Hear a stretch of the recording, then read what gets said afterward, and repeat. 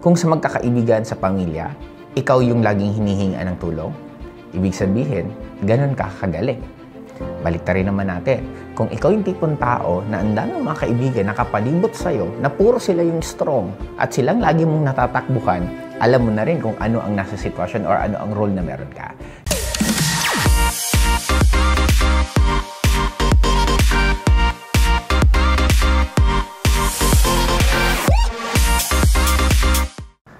Hi classmate! Kumusta po kayo? And hopefully nasa napakagandang sitwasyon ka ng buhay mo pa rin ngayon. And syempre, kung pinag-usapan natin last na vlog is bad news, pag-usapan naman natin 8 good news about life. And syempre, ang number 1 is you're still alive. Diba? Kailangan natin ipagpasalamat yan kasi napakaraming tao na nauna na sa atin dito sa mundo. And I know na they're still wishing na sana buhay pa sila. Kaya para sa akin, isa yun sa pinaka-ipagpapasalamat natin na sa dami-dami na nangyari hanggang ngayon, humihinga pa rin tayo. At sa ating number 2, sakto, you have the power to choose. Ibig sabihin, classmate, kung ano man ang sitwasyon mo right now, nasa sayo ang desisyon kung gusto mo yun putulin or gusto mong ipagpatuloy. Sabi nga nila, parang sa relasyon yan, kung paulit-ulit kang niloloko, the good thing about it, you could always stop the moment magdesisyon kapag gusto mo na talagang tigilan yan. Kaya para sa akin, bakit ka malulungkot sa mundong ito? Bakit ka kakabahan kung alam mo na ikaw lagi ang may hawak ng desisyon kung ano ang gusto mong gawing pagbabago sa buhay mo. Kaya classmate, siguro after nitong video to, pag-isipan mo na mabuti, ano ba yung mga gusto mong ikat? Ano ba yung mga gusto mong simulan? Ano ba yung mga bagay na matagal mo na iniisip pero hindi mo pa rin ginagawa? Isa lang lagi kong sasabihin, pag dinesisyonan mo yan, simula ngayon, pwedeng magawa mo na mga yan. And number 3, you are capable of growth. Ito lang kasi nangyari sa atin, classmate, na minsan, syempre, meron tayong tinatawag ng mga skills na natutunan natin for several years. And nakakalimutan natin kasi minsan, bago ka ba natuto maglakad, ilang taon, bago ka natutong kumain, ilang taon, bago ka natutong magbasa, ilang taon. Nagkataon lang, since meron na tayong mga skills, pag meron tayong gustong matutunan na skills, gusto natin, mabilis agad natin magawa, na parang kino-compare natin dun sa taon na ginawa natin, na natutunan natin, tapos may bago kang skill, gusto mo matutunan in a very short span of time. Kaya nga sa akin, nagamit ko yung ganyan na mindset na sa mga lahat ng bagay na ginagawa kong bago sa akin. Kasi katulad sa pag-network, classmate, actually, ang dami kong natutunan ng mga bagong skills dito. Nagsimula ako sa pag-networking, pinaka-start from the scratch. Paano matutunan yung mga products, paano matutunan yung marketing plan, ano yung difference, paano magbenta ng produkto, paano kumausap ng mga stranger, paano pumunta sa bahay-bahay, paano mag-present, paano yung public speaking, paano mag-present ng presentation ng marketing plan, paano mag-present ng presentation ng product, paano mag-present ng nag-motivate ka ng tao, nag-i-inspire ka ng tao. Ang dami pala, no? Oo nga, bigla ko natutunan. Paano ka maging trainer? Kasi magkaiba po yung nagtotalk ka sa marketing sa nagtitrain ka ng mga tao. Magkaiba yung nagtitraining ka ng mga distributor lang sa nagtitraining ka ng mga earners na or mga veterans na. Magkakaiba yun. And I just always love to learn na yung mga bagong ginagawa ko, alam ko na hindi ko siya magagawa agad-agad. I know na hindi ako magiging magaling doon. I know na marami ako magiging palpak. Parang sa pag-vlog na sa mga matagal na pong sumubaybay sa akin, nakita nyo naman paano ako nag-start from scratch, paano nagkaroon ng konti-konting viewers, paano dumami, at kahit paano ako nakatawid sa industriya din ng vlogging. Now, hindi ako takot matuto, hindi ako takot madapa, hindi ako nahihiyang magtanong, hindi ako nahihiyang alamin na wala talaga akong alam sa mga bagay na yan. And basically, yun lang din naman ginagawa ko. Kaya classmate, kung ano man ang bagay na gusto mong matutunan, 100% pwede mo yun matutunan. But again, itahalin tulad mo lang sa kung paano ka dati natuto sa mga skills na magagaling ka na ngayon, gaano mo ba katagal bago natutunan yan. Kaya madalas, yung bagong skills na gusto mong matutunan, it will take time. At sa ating number 4, you can practice self-care. Na may mga mindset kasi sa atin, di ba, na dapat magmahal ka ng sobra-sobra sa ibang tao kaysa pagmamahal mo sarili mo. May mga iba pang mindset na it's better na mas dapat iniintindi mo ng sobra palibot mo kaysa sa iniisip mo lang sarili mo. For me, kailangan maging balance, classmate. Kung mahal mo yung ibang tao, mahal mo magulang mo, mahal mo yung karelasyon mo, dapat ganun rin pagmamahal mo sa sarili mo. Sabi ko nga, Kung meron tayong oras sa religion, meron tayong oras sa mga family natin, meron tayong oras pa nga sa karelasyon natin, then sana meron din tayong oras sa sarili natin. Kaya nga ako lagi kong ina-advise sa pag meron ako na-meet na minsan magkarelasyon, sabi ko sa inyo, dapat meron kayong goal na tinatawag na couple goals at meron din kayong personal goals. At kadalasan, hindi dapat nagpapareho yung personal goals sa couple goals kasi madalas dapat nag-iiba yan. Di ba minsan pag nagiging mag-partner, ang nangyayari na parang umiikot na yung mundo ninyo sa isa't isa na dapat may sarili pa rin kayong mundo Kaya para sa akin, learn to practice self-care. Gawin mo yung mga bagay na gusto mo. Stop doing things dahil lang sa gusto ng kaibigan mo, gusto ng magulang mo. Always learn to value more yung sarili mo kasi mas kasama mo yung sarili mo araw-araw. Mas importante na yan ang dapat na hindi mag-give up.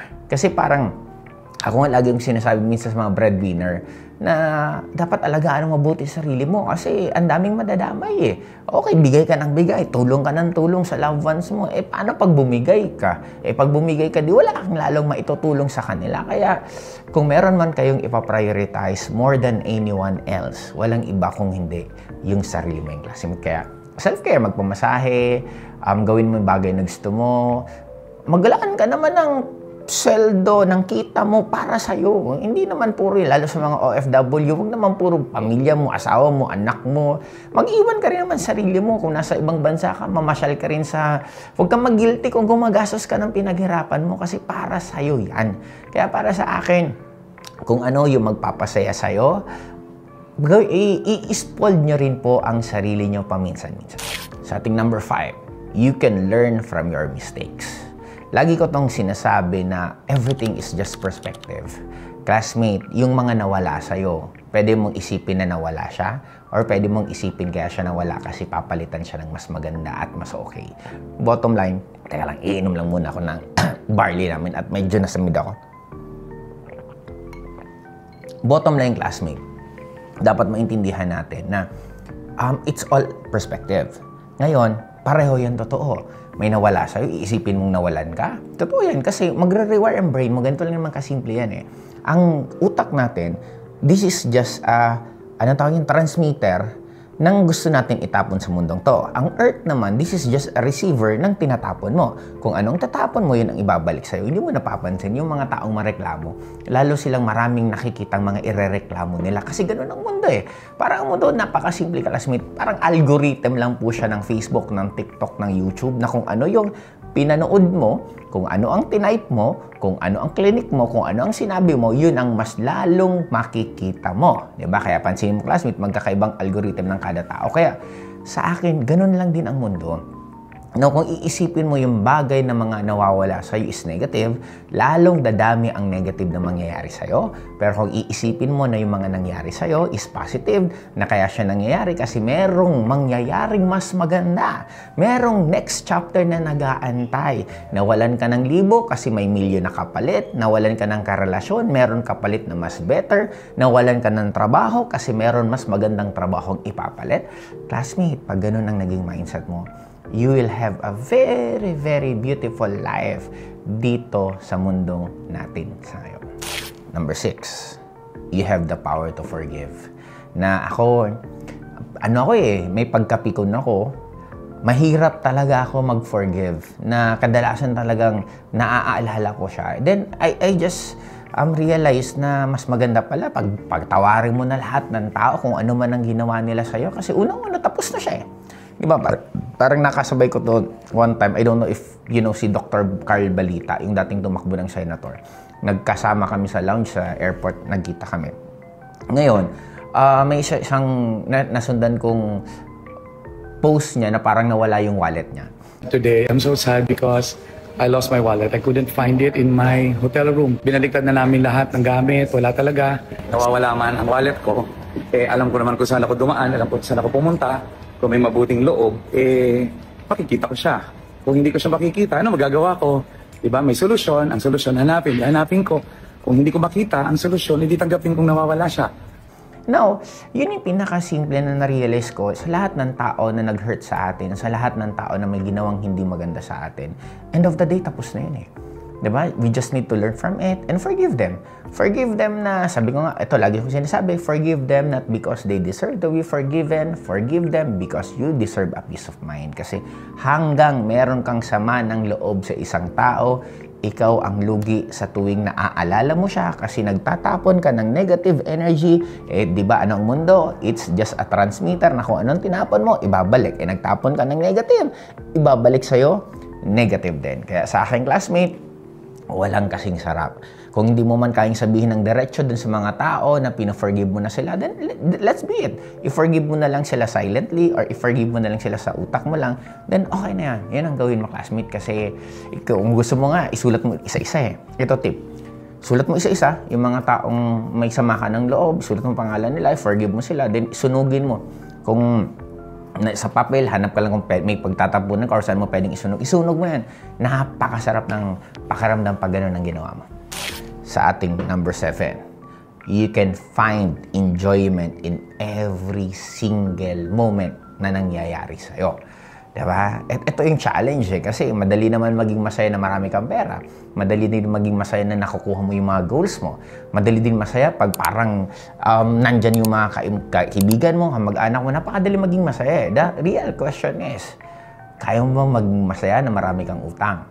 Kaya mo bang maging masaya na yung mga kaibigan mo tinalikuran ka? Diba? Anong tingin mong sagot? Of course, pwede. Bakit? Paano ka magiging masaya na marami kang utang? Simple lang. Ibig sabihin, classmate, lalo kang motivated. Ano na lang pakiramdam pag nabayaran mo na lahat ng utang mo, di ba next level na yan? Kasi sa susunod, yung i-workout mo na, savings mo na, or ang i-workout mo na, pambili mo ng mga gusto mo. Ako lagi kong sinasabi na lahat ng mga nangyayari sa atin, lahat ng challenges, yun yung magtutulong sa atin para mas mag-level up tayo. Kaya ikaw, classmate ko, ang dami mong challenges sa buhay. Be happy and be proud to yourself. Di ba? Sabi nga, yung nasa taas, ang Panginoon natin, hindi naman siya nagkakamali eh. Bakit binibigay yan sa'yo? Simple lang. May tiwala siya sa'yo. May tiwala siya sa'yo na kaya mo yan. May tiwala siya sa'yo na alam mong malalagpasan mo yan. Kasi, pansinin mo, classmate. Isa lang. Kung sa magkakaibigan sa pamilya, ikaw yung laging hinihingaan ng tulong, ibig sabihin, ganun ka kagaling. Baliktarin naman natin. Kung ikaw yung tipong tao na ang dami mga kaibigan nakapalibot sa'yo, na puro sila yung strong at silang lagi mong natatakbuhan, alam mo na rin kung ano ang nasa sitwasyon or ano ang role na meron ka. Kaya para sa aking classmate, ang mundo balanse. Yung mahihina, lagi meron yung tita, tito, kaibigan na malalakas na sila tumutulong sa kanila. Yung mga malalakas naman, laging meron yan mga nakaasa sa kanyang kaibigan niya, kapatid niya, or mga ibang tao na nakaasa sa kanya. Bottom line, walang mali sa mundong to. Perfect ang mundong. Sabi nga, our earth is perfect because of all the imperfection na nangyayari. We need to coexist. Hindi pwedeng lahat malakas, hindi rin pwede puro mahina. Hindi rin pwede puro liwanag, kailangan din ng dilim. Kaya kung ano man ang nangyayari sa'yo, it meant to happen at ang pinakamaganda dyan, ang ganda ng buhay na nag-aantay sa'yo pagkatapos mo dyan sa sitwasyon na meron ka ngayon. Number 8, classmate. You are unique. Fingerprint. Fingerprint natin, lahat magkakaiba. Ibig sabihin, may kanya-kanya tayong story. Malulungkot ka lang pag kinumpare mo yung buhay mo sa ibang tao. Malulungkot ka lang pag kinumpare mo yung resulta mo sa ibang tao. Pero kung magpo-focus ka lang sa sarili mo, bottom line, sino ka ba dati? Nasaan ka ba dati? Di ba yung sitwasyon mo ngayon, pinapangarap mo lang yan dati? Di ba dati, sabi mo, pag kung ano man ang meron ka ngayon, magiging masaya ka na? Di ba sabi mo dati, pag ganito nangyari sa akin, magiging okay na ako? Oh, di ba nandyan ka na sa sitwasyon mo na pinangarap mo lang naman yan noon? Bakit ka nalulungkot ngayon? Di ba? Kaya sa akin, classmate, end of the day, marami tayong dinaanan sa buhay na pagdating ngayon, biglang ipagpapasalamat natin. Marami tayong mga inayakan noon, ngayon, nagpapasalamat tayo bakit nangyari siya. Therefore, kung kadalasan at karamihan ng mga pinagdadaanan natin, ngingitian lang naman pala natin, bakit hindi pa tayo ngumiti ngayon pa lang? Diba? Kaya para sa akin, classmate, focus on your own journey. Pwede kang ma-inspire sa ibang tao, pwede kang matuto sa ibang tao, but never ever na malulungkot ka na meron sila na wala ka. Kasi lagi naman meron sila na wala ka, meron ka rin naman na wala sila. Diba parang sure ka ba na Parang si Will Revilla, may narinig ko lang na daanan ko sa FYP ko na biglang nagsabi siya na siya malungkot kasi wala siyang family, wala siyang kasama wala siyang eksaktong kasama na family niya tuwing may mga occasion, tuwing December, tuwing blah blah blah, ganito. Kasi that's life eh. He has the materials kasi pinagtrabahuhan niya. Kaya nga ang mundo natin, classmate, hindi naman pwedeng mabitbit mo lahat eh. Mamimili ka lang talaga ng gusto mong mabitbit eh. He is one of the most successful na host dito sa buong Philippines. And minsan, meron talagang sacrifices. Kaya para sa akin, classmate, kwento ni Willie yun. Hindi ko alam kung ano ang kwento mo. Basta ang importante, dapat be proud sa kwento mo kasi ikaw lang ang may dala niyan. Tandaan mo, ano ba pangalan mo? Ano ba middle name mo? Ano ba ang apelyido mo? Ano ba ang birthday mo? O di ba wala ka naman katulad? Ibig sabihin, since wala kang katulad, you have your own story and I'm excited to hear kung ano yung journey mo dito sa mundong to. Kaya wag na wag mahihiya, mag-comment, mag-type ng mga nangyayari sa'yo at I'm sure maraming iba tayong mga subscriber na matututo din yan. Kaya classmate, I'm excited para sa story mo rin.